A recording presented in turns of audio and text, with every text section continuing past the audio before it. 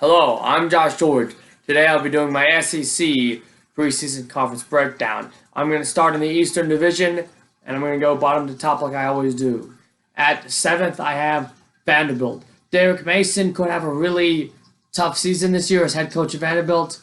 He's got a new quarterback in Wells that we don't know really how good he's going to be. A lot of question marks for me personally about this team. I have Vanderbilt at 3-9 overall, 0-8 in conference play. Now to 6th in the division, Tennessee. If Jerry Pruitt's going to start turning around this Tennessee Volunteers team, he's going to have to do it this season. He has 9 starters coming back on offense. The problem is he focuses a lot of his work on making the defense good. And I personally don't know how good Tennessee's defense will be. I have Tennessee finishing the year at 4-8, 1-7 in conference play. Now to South Carolina. South Carolina is the only team in the country that hosts both Clemson and Alabama. That means they're going to have to win some tough road games in the SEC to get bowl eligible and have a good record. For that reason, I have South Carolina finishing at 5-7 and 3-5 in conference play. Now to Missouri. Missouri has 7 offensive starters, and they bring in Kelly Bryant. The question is, how is this team dealing with the bowl ban? They're not going to be able to go to any kind of postseason this year for one season, and they may not get up to play every single game this year. That's why I have Missouri at 8-4, 4-4 in conference play, and a team maybe not living up to its true potential. Now, 3rd in the division, I have Kentucky Wildcats.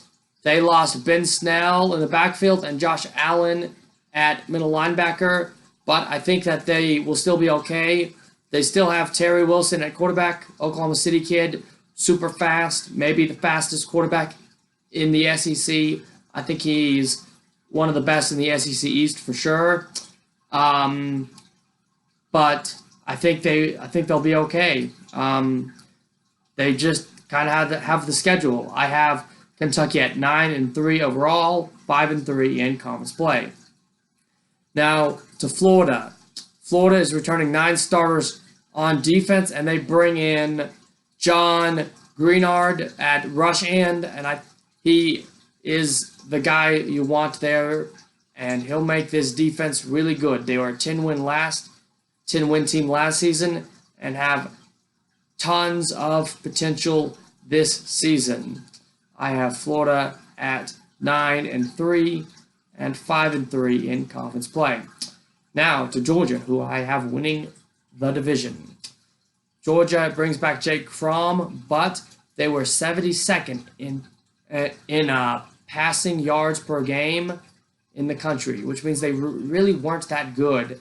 Jake Fromm might have been a little bit overrated, but he's going to get a chance to throw the ball a little bit more as James Corley has been brought in as their offensive coordinator.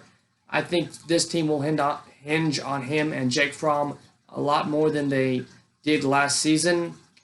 And I think they've got tons of talent. They're kind of like Alabama, a team that really reloads. So I think they've got the most talent of anybody in the division. Now, I have them finishing the year at 10-2 and 7-1 in conference play. Now to the West. Arkansas. Chad Morris definitely on the hot seat. Only had 2 wins last season. He lost to teams like Colorado State and North Texas. And he's got a good quarterback battle though this year. He's got Ben Hicks, Nick Swarley coming in that are gonna transferred in that can battle it out. I think he's going to have a better quarterback than last year and maybe beat some of the teams that he's supposed to beat. I have Arkansas finishing the year at 5-7 and 1-7 in conference play. Now, I have Mississippi State at 6th in the division. And the reason for that is they're really deep at linebacker. A lot of people have them ranked number 1 in linebackers in the SEC. They were also number 1 in total defense last season. Their defense was not a problem. The problem was their offense. they were held to 7 or less in 4 out of 8 conference games last season. So that's definitely a point of emphasis. I think this season, if you don't have both, you're kind of a 500 team. I have them at 6-6 overall and 2-6 in conference play. Now, Ole Miss. I have Ole Miss coming in 5th in the division. They do have, I think, where last year they had the 9th, they were 9th best in total offense. I think with only 3 starters coming back, their offense might not be as good, but I think their defense is going to be really, really good. They have Bino Jones returning, the All-American defensive tackle, and they have a new defensive coordinator, former Colorado head coach Mike McGinty, and I think he's going to start turning around this defense. I expect them to look really good next season and really compete for one of the better defenses in the SEC.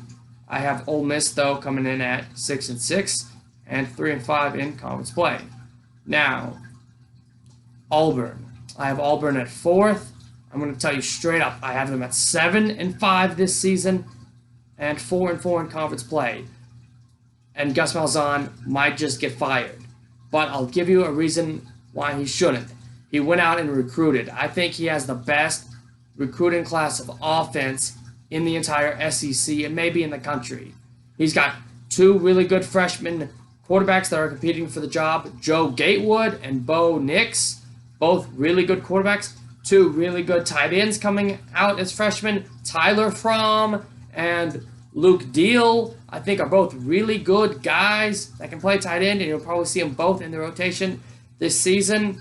A running back that you'll see in the rotation in Javaris Whitelow. I think he's a really good running back. And then some receivers that you'll see. I mean, I think Matt Heal's going to play a lot at receiver, one of his freshmen. So there's a lot to watch from Auburn, but they're too young to win a bunch of games in the SEC. I have them at 7-5 and 4-4 in conference play. Now, I have Jimbo Fisher's Texas A&M coming in at 3rd. I have them at 7-5 and 4-4 as well.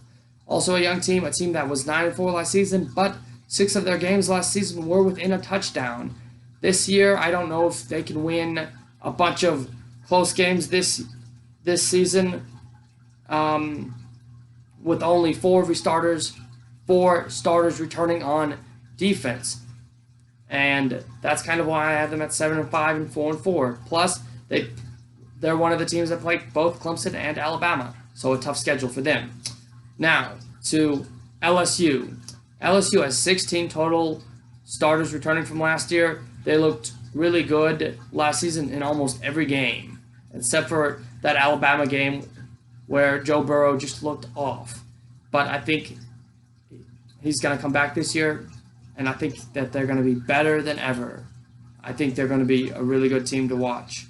And their DBU, man, they have 3 defensive backs coming back from last season, which will make them the best defensive backs in the SEC. They also add Derek Sturley to this in the mix. So really good defensive backs.